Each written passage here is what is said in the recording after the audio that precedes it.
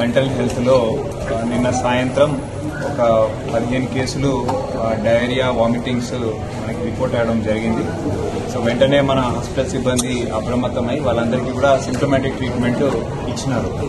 అయితే ఇవాళ పొద్దున్న 5:30కు ఒక పేషెంట్ కరణ్ అనే అతను ఇక్కడ మనకు అడ్మిట్ అయ్యిండు. అతను మెంటల్ ఇష్యూస్ వల్ల అడ్మిట్ అయిన పేషెంట్ మార్నింగ్ కొంచెం ఎటువంటి చలనం లేకుండా పడిపోయి ఉండడము అక్కడ డ్యూటీ డాక్టర్ అక్కడ నర్సు చూసి ఇమీడియట్ గా డ్యూటీ డాక్టర్ అలర్ట్ చేస్తే డ్యూటీ డాక్టర్ వచ్చి ఇమీడియట్ గా చెక్ చేసిండ్రు. చేస్తే అతని వైటల్స్ కూడా అప్పటికే ఎటువంటి స్పందన లేకపోయేసరికి అతన్ని సిపిఆర్ ద్వారా కూడా చేయడం జరిగింది. అయినా కూడా అతను రెస్పాండ్ కాలేదు. దాని తర్వాత ఇమీడియట్ గా హాస్పిటల్ కి షిఫ్ట్ చేసినాం ఉస్మానియాకి. ఈ వాజ్ అప్పటికే చనిపోయినట్లు కూడా నిర్ధారణ చేసిండ్రు. అదేవిధంగా ఇవాళ అదే అబ్జర్వేషన్ లో మిగతా హాస్పిటల్లో ఉన్నటువంటి పేషెంట్స్ అందరినీ కూడా పెట్టడం జరిగింది.